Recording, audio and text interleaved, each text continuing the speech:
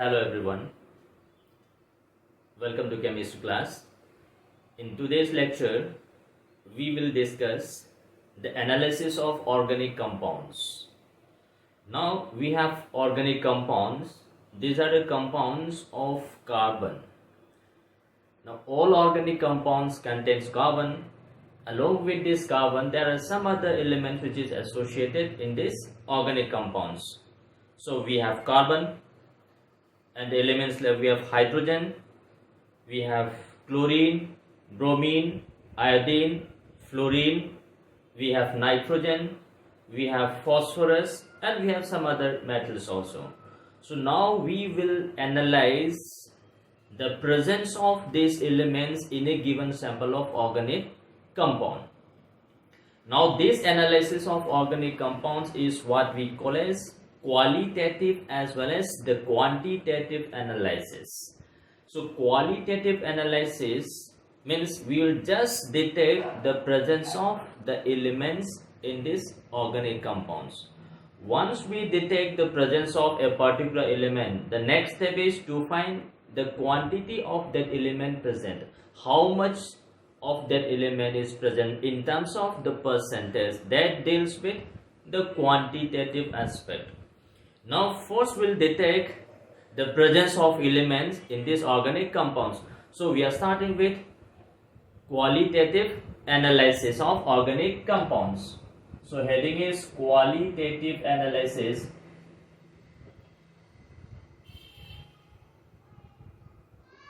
So qualitative, as I told you, qualitative analysis simply means the detection of the presence of elements in organic compound. Detection of the presence of elements means which elements are present in a given organic compound, that we have to determine, and that determination of the presence of element is what we call as the qualitative analysis. As I have told you, in this we will detect the presence of carbon, will detect the presence of hydrogen, then we have nitrogen, then we have chlorine, bromine, iodine, then we have sulfur, then we have phosphorus. So these are some of the elements that is normally present in organic compounds. So we will detect the presence of these elements, that is, will carry out some chemical reaction. By use of this chemical reaction, we will confirm the presence of these elements in a given sample of organic compounds. So we'll take up one by one. So first take up the detection of carbon and hydrogen. So first one is detection of carbon and hydrogen.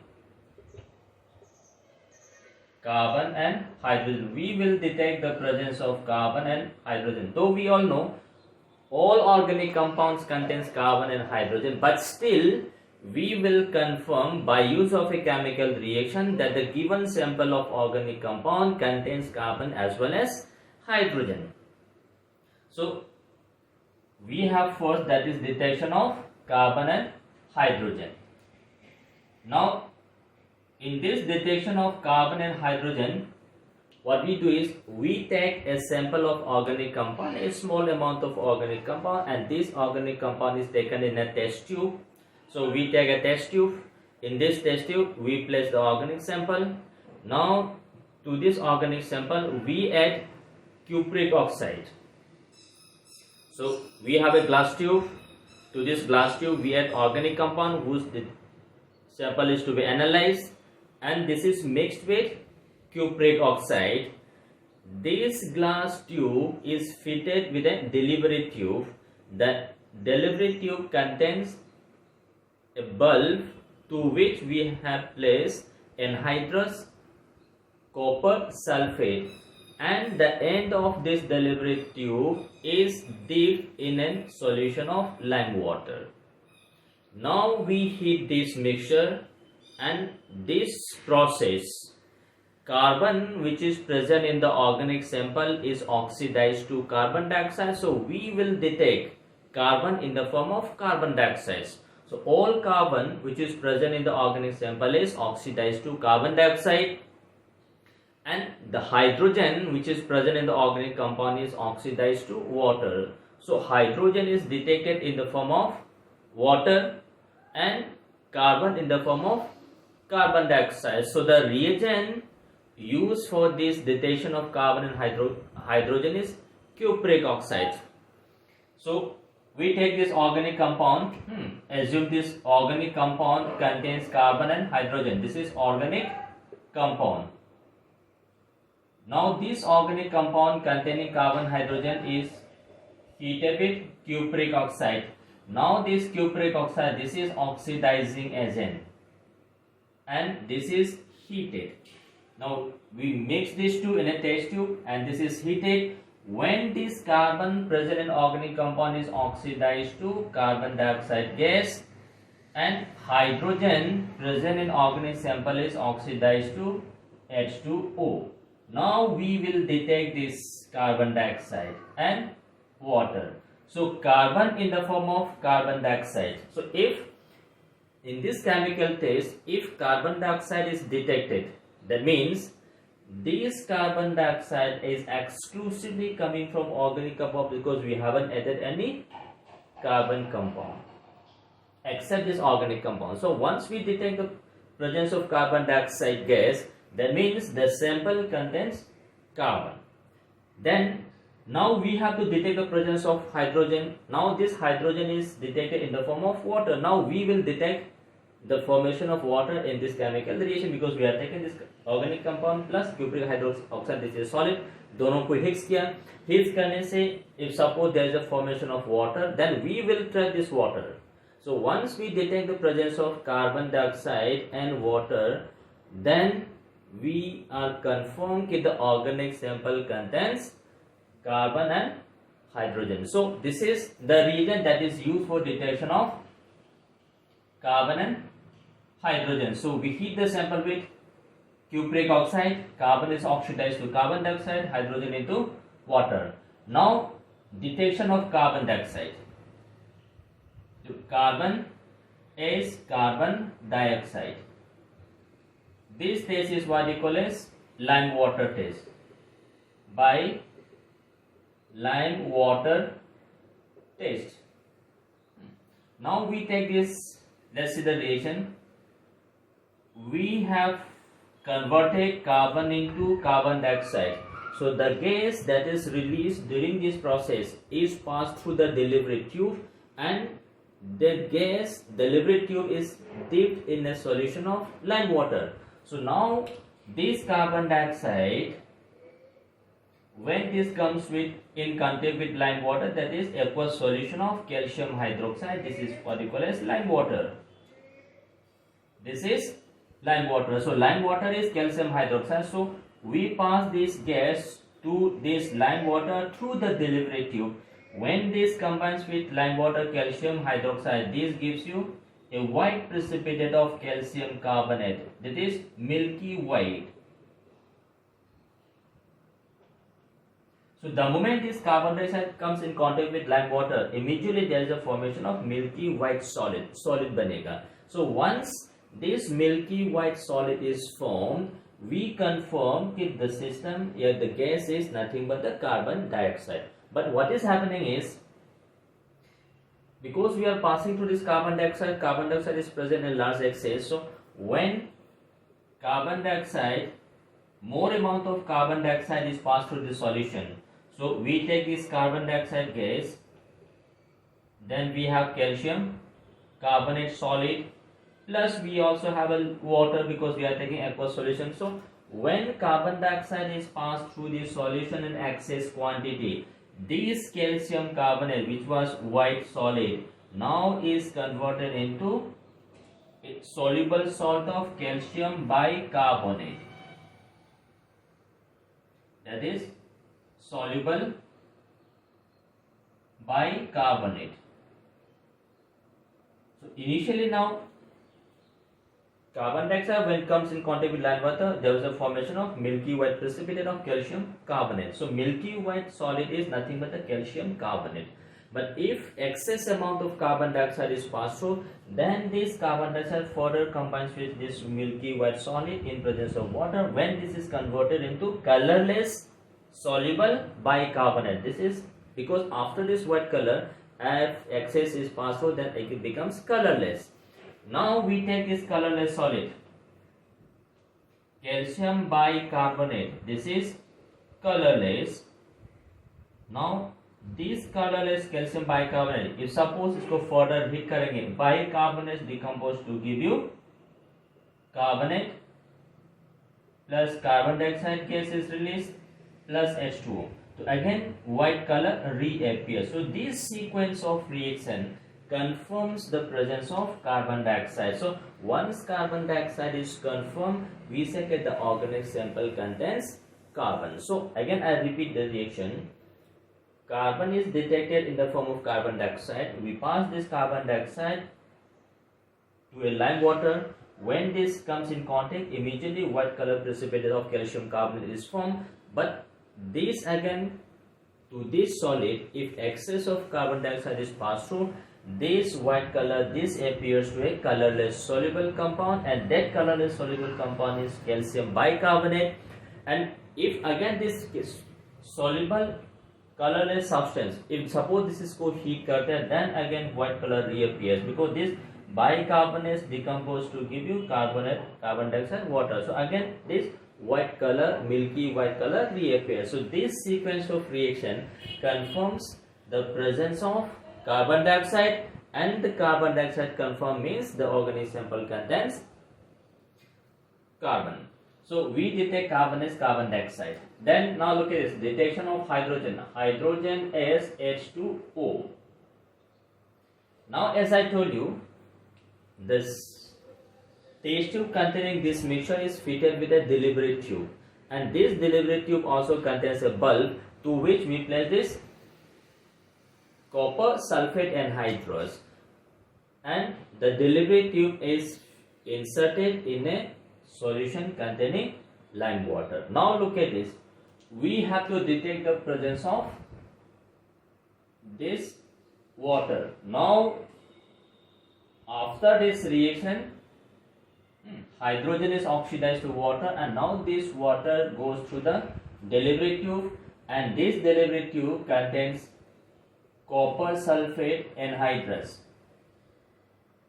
That means some water molecule was associated with this copper sulfate. Now this is completely removed. So we have this anhydrous. Now this anhydrous copper sulfate is colorless. Now to this we pass through this water which is coming from this reaction.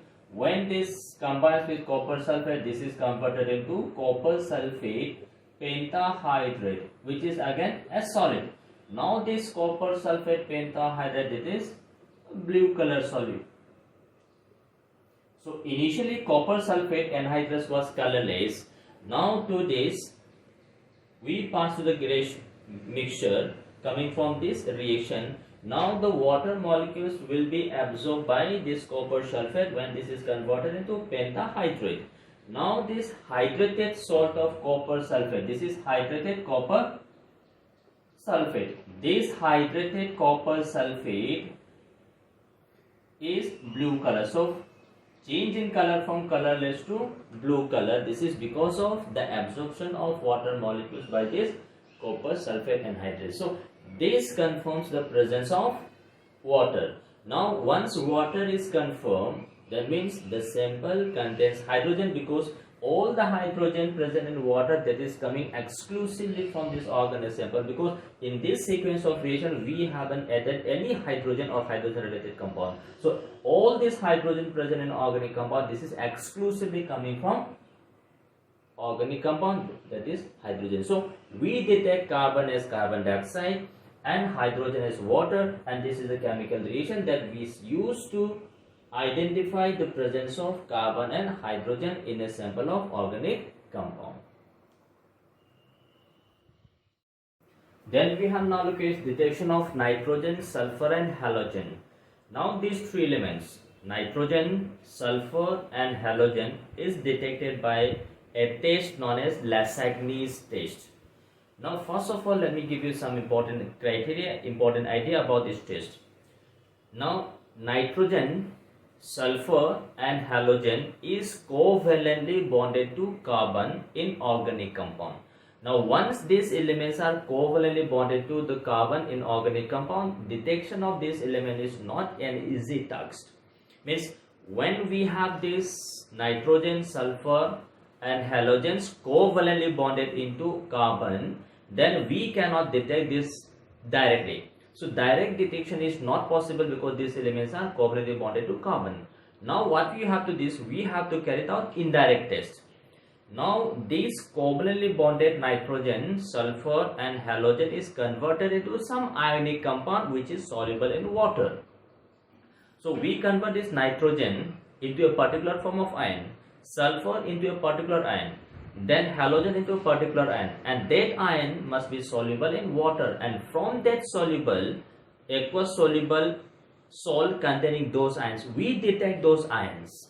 And once the ions are confirmed, we say that the given sample contains this nitrogen, sulfur or halogen, and that test is what we call as Lasign's test. So first is direct detection is not possible because these are covalently bonded, hence this is to be converted into water soluble ions and we detect this as anions. So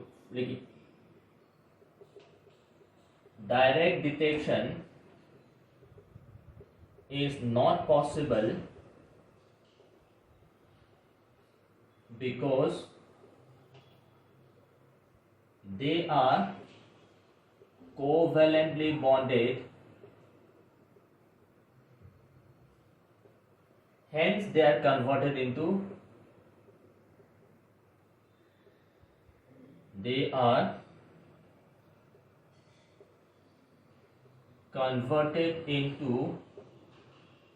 water soluble ionic compounds. They are converted into water soluble ionic compounds and they are tested. Now we will detect these ions. Now once the ion is confirmed, then we can say that the given starting compound, organic compound contains these elements. Now to convert this covalently bonded nitrogen, sulfur and halogen into ionic compounds, the organic compound is heated with a very electropositive element, that is sodium. Sodium के साथ इसको heat करते हैं. So to convert them into water soluble salts, they are fused with sodium metal. So after heating with the sodium metal, they are converted into sodium salt, and sodium salt is water soluble, and from this we'll detect the presence of iron. Now let's see what is happening here. Now we take this nitrogen. Now for nitrogen, organic compounds contain carbon. Organic compound also contains nitrogen because we have to detect the presence of nitrogen. Now this is made to react with sodium. Now this is fusion. Now when this organic compound containing carbon, nitrogen is fused with sodium, this is converted into water soluble cyanide. So this nitrogen is detected in the form of cyanide ion. So nitrogen is detected as cyanide. So we have, look at this, Cn minus. So we will confirm the test of cyanide, and once cyanide ion is confirmed, we can say okay, this contains nitrogen. But the requirement is this test is possible if the compound contains carbon. If the compound does not contain carbon, there is no possibility of formation of cyanide. So compound should contain carbon, then this compound containing carbon on fusion with sodium gives you sodium cyanide, which is water soluble. So we are detecting this nitrogen in the form of cyanide. And so for this requirement is the sample must contain carbon. If there is no carbon, then there is no possibility of cyanide formation, so that cyanide detection is not possible. So Lassagne test for taste of nitrogen requires the presence of carbon as well as nitrogen, because these combines to give you cyanide ion, and we have to detect cyanide ion. Now for sulfur, now we have organic compound containing sulfur which is covalently bonded to carbon. Now this is fused with sodium. When this is fused with sodium, this covalently bonded sulfur is converted into sodium sulfide. Now this sulfur is converted into water soluble sulfide. So we will detect the presence of sulfide ion. So once the sulfide ion is confirmed, organic sample contains sulfur. Then for halogens, that is chlorine, bromine and iodine, this compound containing halogen which is covalently bonded to carbon of organic compound, this is fused with sodium, and when this is converted into water soluble sodium halide as sodium chloride, sodium bromide or sodium iodide. So we detect this as halide ion. So halogen is converted into water soluble sodium halide, sulfur as water soluble sodium sulfide, nitrogen as water soluble cyanide ion. So we are detecting these elements indirectly as cyanide, sulfide or chloride, bromide or iodide. This is what is the meaning of this Lassagne test. So Lassagne test is a special test when covalently bonded compound is carbon, nitrogen, sulfur, halogen is converted into water soluble salt by fusion with a specific metal, that is sodium. Sodium के साथ heat करना. So the reason is very clear. Why this compound should be heated with sodium? So that this covalently bonded molecule is converted into ionic compounds for its detection. Because if the molecule contains covalently bonded compounds, so there is no free nitrogen, free sulfur, free halogen, so we cannot detect these covalently bonded elements. So to convert these covalently bonded elements into ionic compound, we react this with sodium, so that this is converted into some water soluble ions, and we detect this water soluble ions. Now the first test is detection of nitrogen. Now this detection of nitrogen, as we have just told you, nitrogen is detected in the form of cyanide, and we will detect this cyanide ion by a specific test which is known as Prussian blue test. This Prussian blue test, Prussian blue is the color of the substance which is formed by reaction of this cyanide ion. Now we take this aqueous solution which contains cyanide ion, and this aqueous solution containing cyanide ion is known as sodium extract, because this solution is prepared by heating organic compound with sodium metal. So we simply say this is sodium extract or Se. Now to this we add freshly prepared aqueous solution of ferrous sulfate, and the mixture is boiled for 2-3 minutes. We cooled it. To this we add sulfuric acid.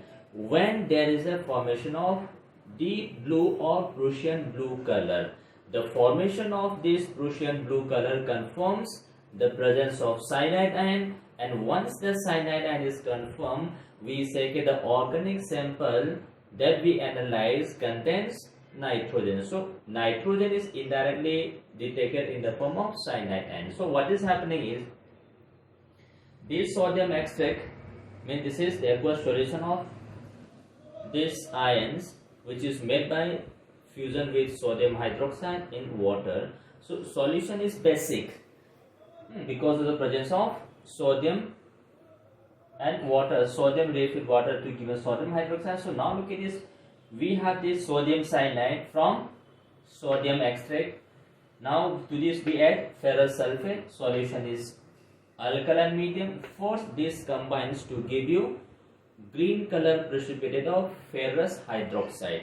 Now this ferrous hydroxide further reacts with sodium cyanide. When this gives you sodium ferrocyanide with formula Na4FeCN6, in which the iron is +2 oxidation state.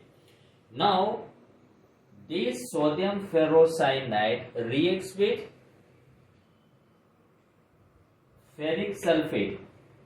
Now this ferric sulfate, because in the solution we are writing ferrous sulfate, but here I am reacting with ferric sulfate. Now where from this ferric sulfate comes into picture? This is the role played by sulfuric acid. So when we add sulfuric acid is an oxidizing agent which oxidizes ferrous sulfate into ferric sulfate. So in the solution we also have a small amount of ferric sulfate.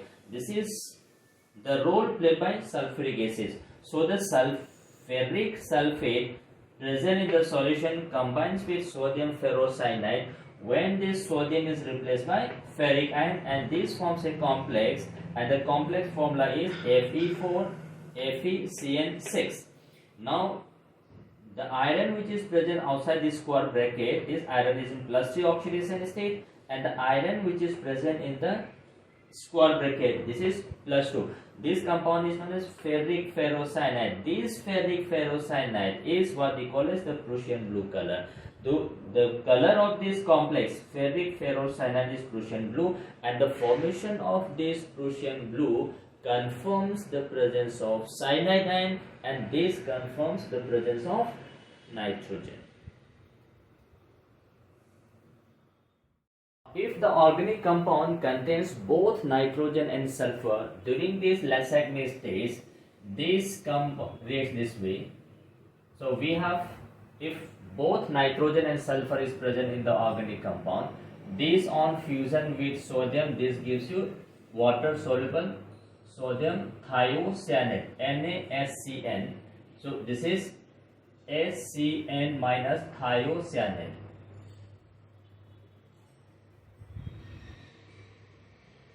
So this reaction is possible when we have both sulfur and nitrogen present in the organic compound. So now look at this.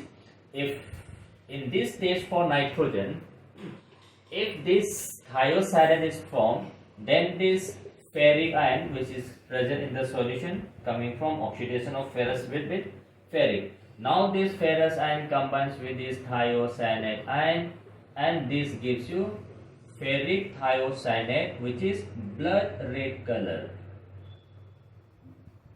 Blood red coloration will be formed. So formation of blood red coloration is because of this ferric thiocyanate. Now to avoid the formation of this thiocyanate, the sodium, while preparing sodium extract, sodium should be taken slightly excess, so that even if it is formed, this on further reaction with sodium, this is converted into sodium sulfide and sodium cyanide. So this is the reason why during preparation of sodium extract, a slight excess of sodium metal should be taken to decompose this cyanide. So this sodium thiocyanate, if further reacted with sodium, this is taken in slight excess. When this decomposes to give you Na2S and NaCN, so that these types of interference during the course of reaction can be avoided. Or otherwise, if we take a lesser amount of sodium, then this compound may convert into sodium thiocyanate if both nitrogen and sulfur is present, and during the course of reaction, instead of formation of this Prussian blue color, this may form blood red color. So if blood red color is formed, so we may indirectly say, okay, why this is cyanide is absent, but though cyanide is present, but this is converted into thiocyanate. So to avoid this, during the formation of sodium extract, sodium should be taken slight excess, even if this is formed as thiocyanate, so that this is again decomposed to give you sulfide and cyanide, so that these types of blood red coloration will not appear. We have detection of sulfur.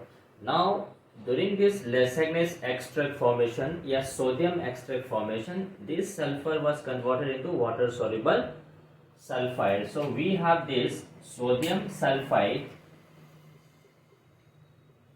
which in water gives you sodium plus and sulfide. So we will detect as sulfide ion. So there are some tests, chemical tests to confirm this presence of sulfide ion.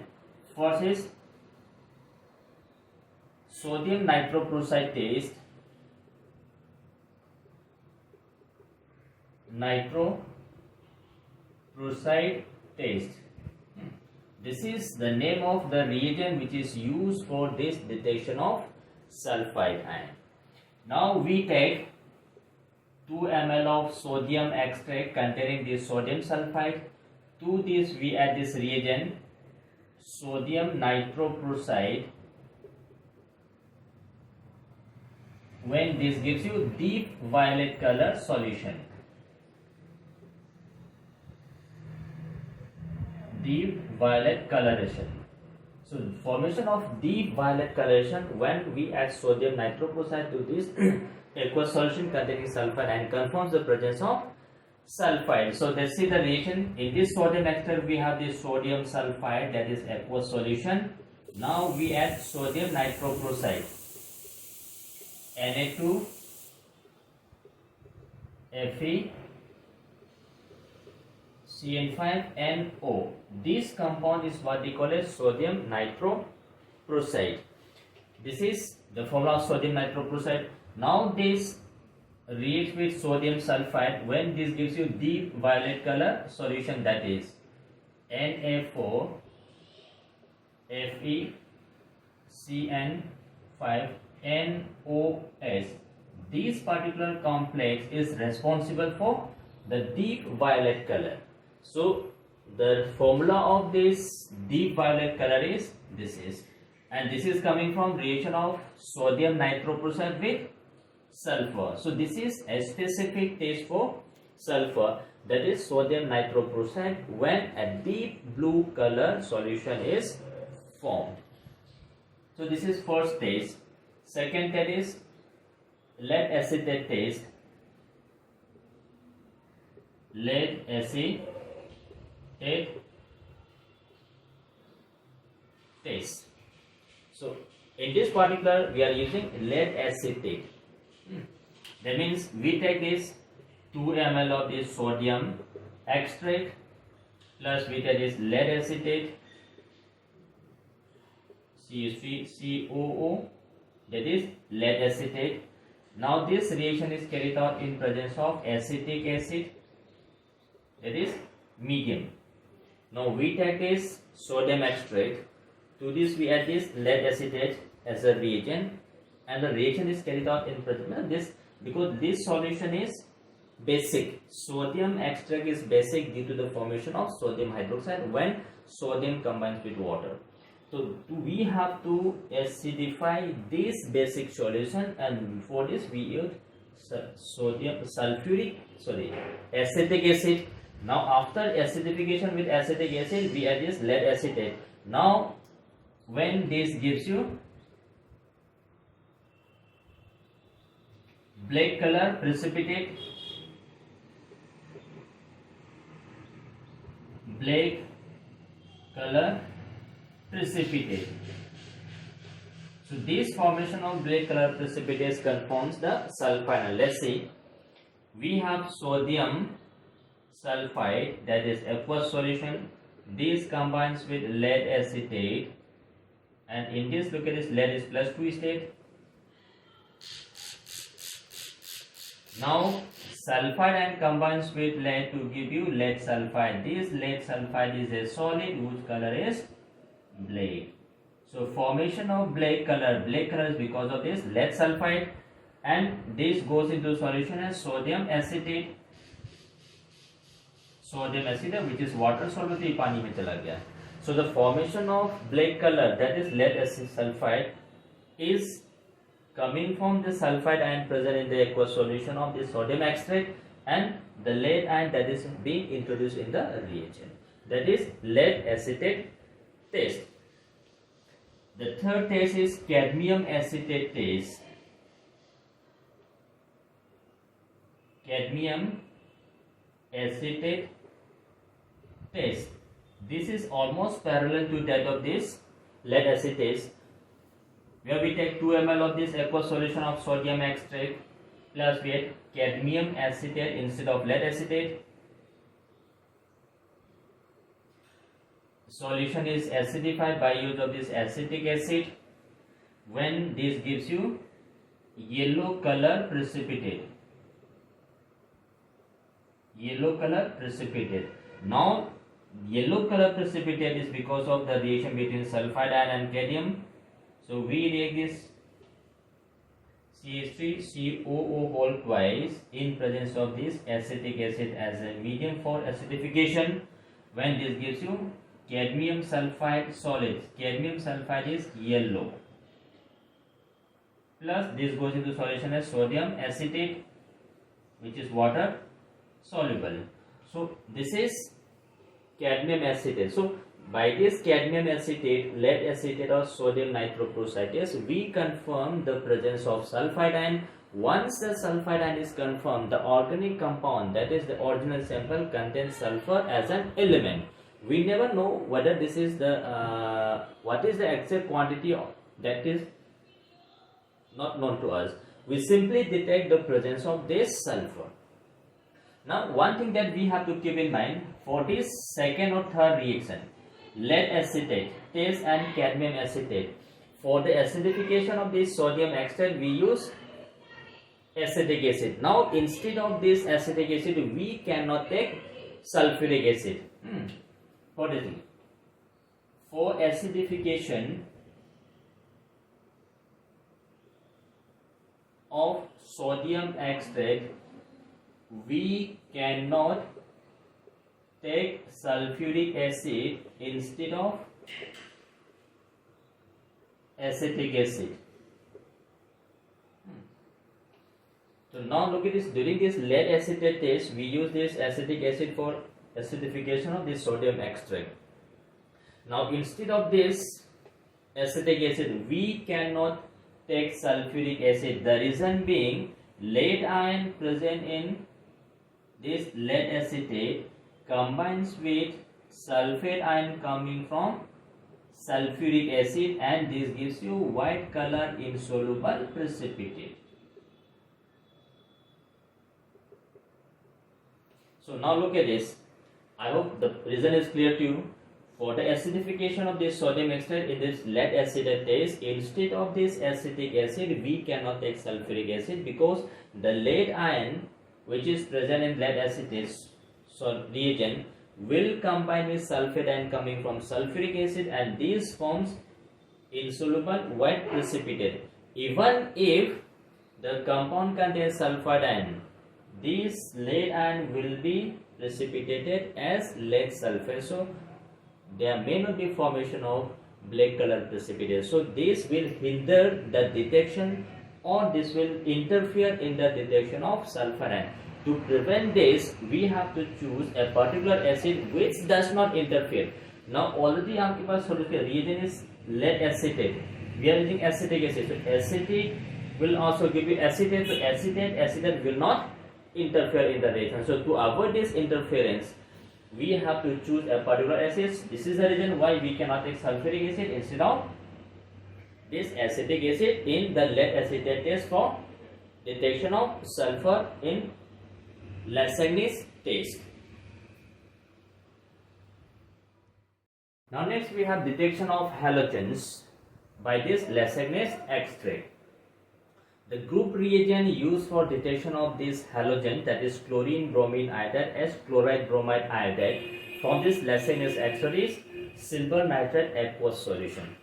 Now before proceeding with this test for halogen, it is mandatory to boil the sodium extract first with concentrated nitric acid.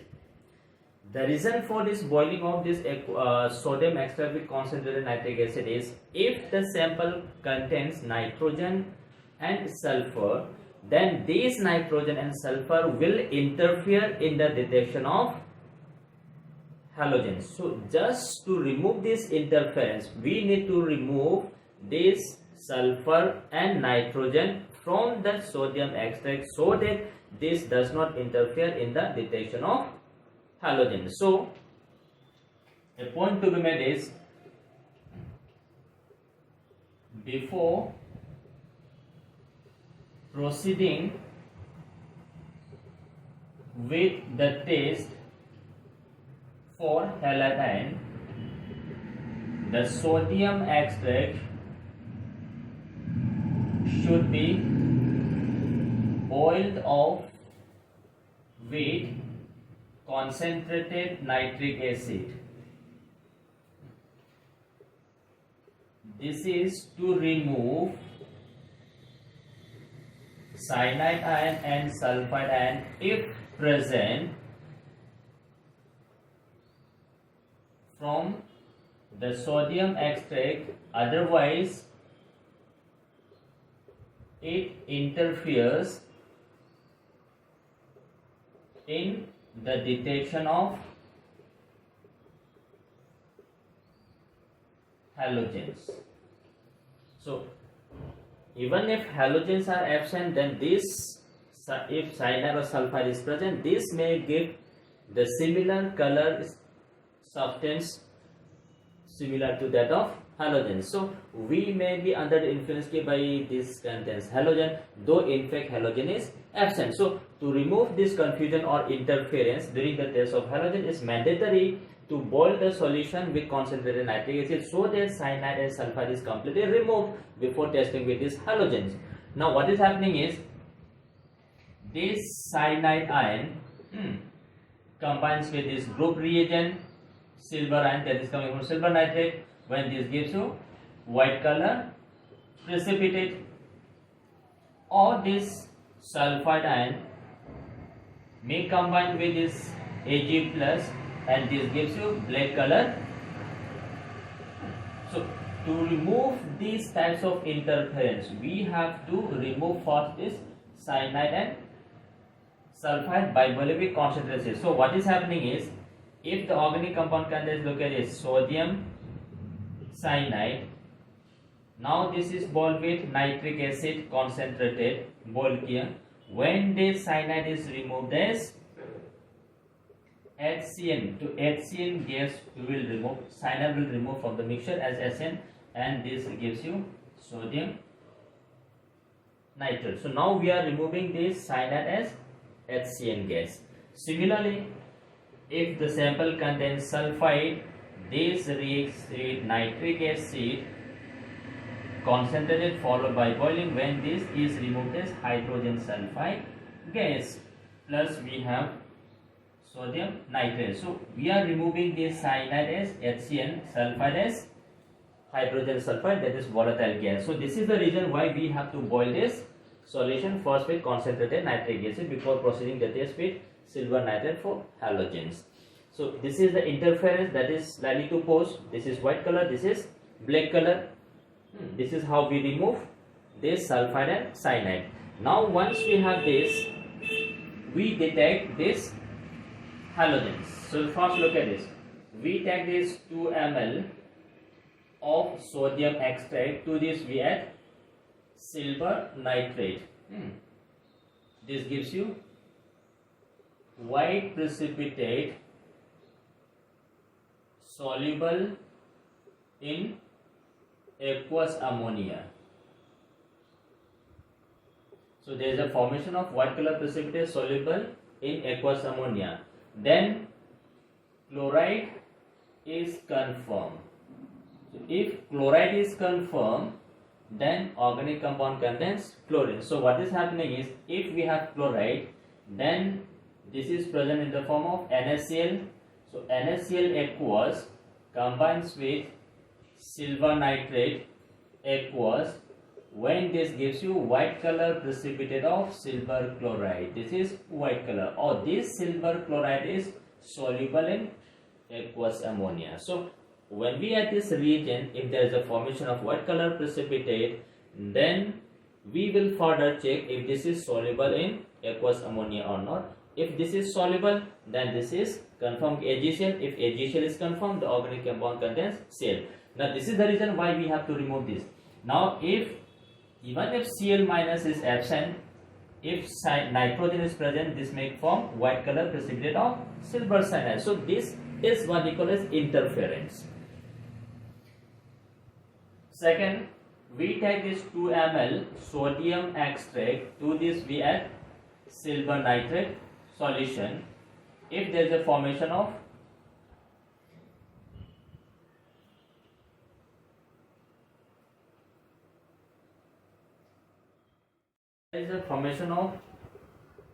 pale yellow solid partially soluble in aqueous ammonia. In the second test, if there is a formation of pale yellow solid partially soluble in aqueous ammonia, then bromide is confirmed. So formation of pale yellow color salt which is soluble in partially soluble in aqueous ammonia confirms the presence of bromide ion. So what is happening is, if bromide ion is present, so we have this NaBr which is in the sodium extract. Now this reacts with silver nitrate aqueous. Now silver ion forms silver nitrate combines with Br minus and this gives you insoluble precipitate of AgBr. तो ये आपके पास light yellow which is partially soluble in ammonia solution. Then we take this third test. We take this 2 ml sodium extract plus we have this silver nitrate aqueous solution. If there is a formation of deep yellow color precipitate, insoluble in aqueous ammonia. So this formation of insoluble precipitate confirms I minus is confirmed, that is iodide and is confirmed. So what is happening is, sodium iodide from aqueous solution means sodium extract combines with silver ion from silver nitrate and this gives you deep yellow color silver iodide. This is yellow color and this silver iodide is insoluble in aqueous ammonia. So this is the test for chloride, bromide and iodide. So if chloride is present with the reagent, white precipitate is formed which is soluble in aqueous ammonia. If bromide is present, this gives you pale yellow color precipitate which is partially soluble in aqueous ammonia. And yellow color is because of this AgBr.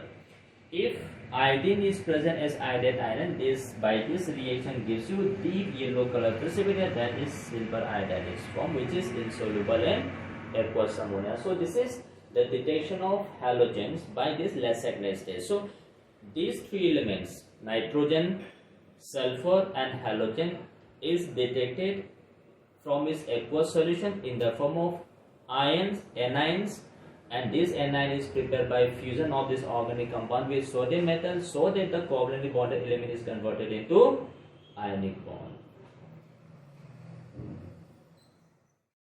And finally we have detection of the presence of phosphorus in the organic compound. Now this organic compound, assuming to present phosphorus, is heated with sodium peroxide or fusion mixture when the phosphorus is oxidized to phosphate. Now the solution is washed with water and it is boiled with concentrated nitric acid and a reagent known as ammonium molybdate when a yellow color precipitate is formed.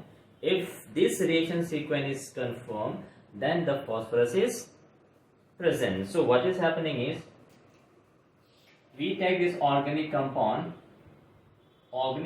is treated with fusion mixture. Fusion mixture is Na2CO3 and KNO3 or sodium peroxide. Now we take this organic compound is fused with sodium hydroxide or this fusion mixture. This mixture, fusion mixture, when the organic compound, the phosphorus present in organic compound is converted into phosphate, so oxidized to phosphate. So when this organic compound containing phosphorus is fused this with fusion mixture of sodium peroxide, this being an oxidizing agent. This oxidizes covalently bonded phosphorus into phosphate.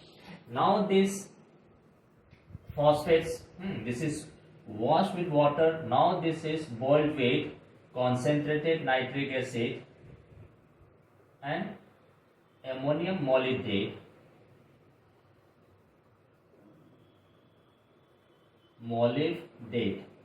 ये mixture है, इसके साथ boil किया. When this gives you yellow precipitate. So if there is a formation of yellow precipitate, this confirms कि phosphorus है in the form of phosphate detect किया. So reaction sequence is, what is happening is we have to oxidize phosphorus into phosphate, and now we will detect this phosphate as a anion. So what is happening is, suppose we have this organic compound which is assumed to contain phosphorus. Now this is made to react with sodium oxide or this fusion mixture. When इसके साथ boil करेंगे तो we say this sodium phosphate is formed. We had this sodium phosphate. This sodium phosphate, or look at this, or we take this phosphorus. Now this phosphorus is made to react with this fusion mixture Na2CO3 or KNO2. Na2CO3. Now KNO3 on heating gives you oxygen. Now ये oxygen के साथ react किया. When this gives you sodium phosphate plus carbon dioxide gas is released. So in both the case there is a formation of sodium phosphate. Now this sodium phosphate is boiled with concentrated nitric acid and ammonium molybdate. So we take this sodium phosphate. This is boiled with concentrated nitric acid. When this is converted into phosphoric acid, H3PO4 plus sodium nitrate will be formed, and in the final step this phosphoric acid is made to react with this reagent ammonium molybdate. We have this H3PO4 react with this ammonium molybdate, NH4 whole twice MOO4. This is molybdenum metal. MO is the symbol of molybdenum metal. This O is oxygen. ये इसके साथ react किया in presence of again nitric acid, because already reaction is boiling with concentrated nitric acid. When this gives you a white precipitate or yellow color precipitate of ammonium phosphomolybdate. This is ammonium phosphomolybdate.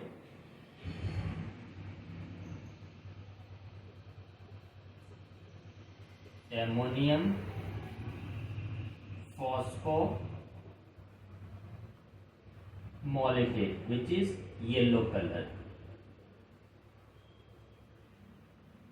So formation of this yellow color precipitate confirms phosphate. तो phosphate confirm होने से organic sample contains phosphorus. So now look at this. We have to be very precise which particular reagent is used for oxidation of phosphorus into phosphate. Either we can have this fusion mixture of sodium peroxide. Then the reason for boiling with this nitric acid is to remove this in the form of phosphoric acid. When phosphoric acid is made to react with ammonium molybdate, this is the formula of ammonium molybdate, NH4MoO4. When this is heated with ammonium molybdate, this is converted into ammonium phosphomolybdate, which is molecular formula, which is a yellow color precipitate. Plus look at this ammonia, some of this is removed as ammonium nitrate, plus some water will be formed. So we are more concerned about this yellow color precipitate. So this is how we detect the presence of phosphorus. So these are some of the chemical tests by which we can detect the presence of these elements like carbon, hydrogen. This is by combustion method, that is by cupric oxide method. Then we have these three elements, nitrogen, sulfur, halogen by sodium extract or Lassagne test. Then we have this phosphorus. So these are the major elements which is often found in organic compound, and this is how we detect its presence. That is what they call as qualitative analysis of organic molecules.